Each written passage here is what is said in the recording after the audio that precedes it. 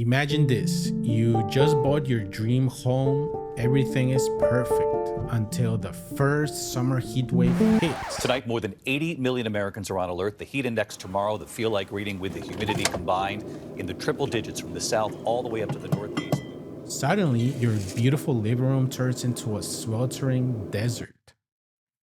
It became so unbearable for me and my family that we started retreating into our bedroom, the only room with a window air conditioner. I tried to add a window AC unit to the living room, but my windows were too small. Frustrated and now with tons of money in my pocket, heck, I had just changed my roof a few weeks back, which set me back thousands of dollars. I started researching alternatives and I stumbled upon mini splits. After some hesitation, I took the plunge and I bought a Senville for $900 and I decided I was going to install it myself. Fast forward a few weeks and it's been a game changer. My living room is now cool, quiet, and the oppressive heat outside feels like a distant memory. Let's dive into why the mini splits are so effective, affordable, and how I installed an 18,000 BTU Senville in my home. Let's go. First off, let's quickly talk about how mini splits work and how they actually have some cool technology behind them. So with a mini split, you're going to have an outside unit, which is the heart of the system, which pumps refrigerant back and forth between the inside and the outside unit. The inside unit will be inside your room and it's going to blow cool or warm air into the room, as well as keeping track of the room temperature. So what's cool is that inside the outside unit, there is a compressor and inverter that when trying to cool a room, it's going to suck up the heat from inside your room and send it outside, which in turn, the refrigerant absorbing this heat, it evaporates from liquid to a gas, which cools down the air that's then blown back into your room. Now, when the cold weather comes and you want to switch to heating, it does the opposite. The refrigerant is able to grab the heat from the outside. Yes, even when it's down to negative 22 Fahrenheit. And it sends that heat back inside to keep you nice and cozy. Mini splits become very efficient because of their inverter technology, which allows the compressor to vary its speed according to the cooling or heating demand. This is going to result in a more precise temperature control, greater energy efficiency, and quieter operation compared to traditional systems. You also do not need ducts like central air, so you're able to install them to any room without thousands needed for the ducting. You also do not need to give up your windows like with a traditional window AC. Depending on the size of the unit you buy, they can be hooked up to one room or several rooms with only one outside unit and multiple inside units all hooked up together. There's many brands of mini splits you can buy.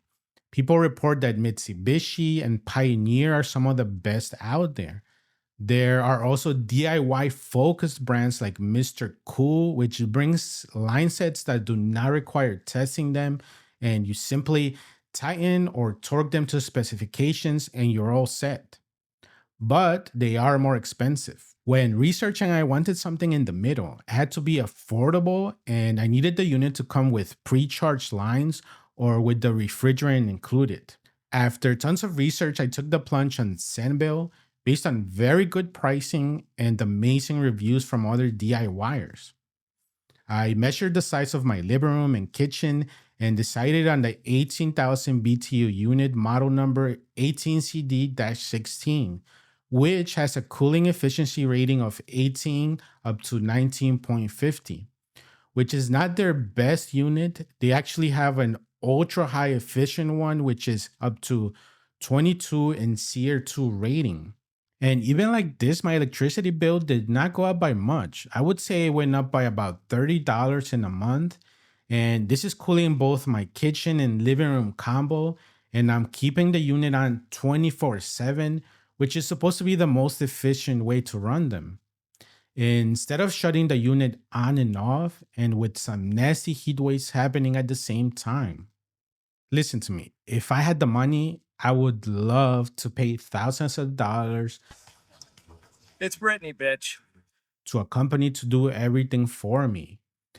But with tight pockets, I had no choice. It was either continue suffering in the heat or suck it up and just do it. Yesterday, you said tomorrow, so just do it! After tons of reading, tons of watching video tutorials, I purchased the electrical components and took care of the electrical parts first. This was probably the scariest part, but as a homeowner, I'm allowed to do my own electrical work. But if you're scared of this part, please hire an electrician. But with exigent circumstances, sometimes we don't have a choice. I ran 12-2 Romex directly to the outside 240 volts pull out AC disconnect. From tons of research that I did, you're allowed to run Romex if it goes directly into the disconnect outside, which was my case. If you need to do any runs, then you're going to need to use THHN, which is rated for outdoor use. I also hooked this up to 20 amp double pole breaker. I made sure to put waterproof and clear caulk in between the house and around the AC disconnect. I then measured the outside unit and did a small concrete slab. I bolted down a Senville ground stand, which keeps the unit not directly on the ground, and it's going to help when it snows. I then installed the outside unit on top of the stand, and it was nice and level. When installing the inside unit, I used a stud finder and I made sure I bolted down the bracket into them along with being nice and level. So instead of making the hole on the right side, I had to swap it to the left since I had outdoor components that were going to get on the way. But this meant I had to tie in the lines on the inside instead of the outside, which was a big headache. And looking back at it now, if I could change anything, it would be finding another location so the lines exited directly on the right side so I can make the connections on the outside. If you make the connection on the outside, it's real easy to reach into. I then followed the manual connecting the line sets, connected the electrical according to the instructions, and it was now time to test.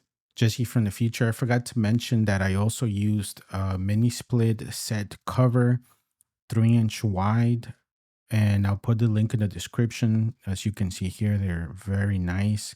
They worked great, and I definitely recommend it to make your final install look real sharp.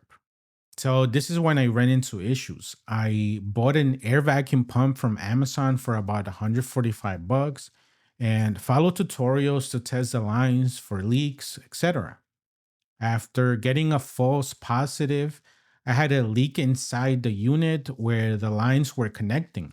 Since I had switched them to exit on the left, it was a lot harder to tie in them, and I blamed this for the leak.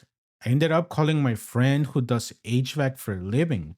He brought nitrogen and pro equipment. He sealed all the leaks, and boom, it was blowing nice and cool air. I was able to take a deep breath and have been enjoying my awesome mini split since. So, how did a mini split change my life? Well, because I had no idea how amazing and efficient they are at cooling. I now forget how miserably hot and humid it is outside. I'm able to enjoy our living space. I can watch TV comfortably with the family without the unit being loud. I can do a workout without suffering a stroke. I can write my YouTube scripts and I can keep being efficient at everything that I do. Would I do it again?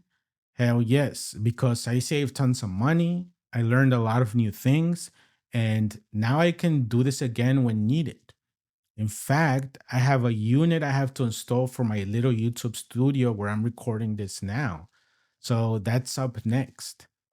I hope you enjoyed this video. Don't be afraid. If I was able to do it, so can you. Don't forget to give it a like and subscribe to our channel for more cool tech content. Until next time, Ultra Tech out.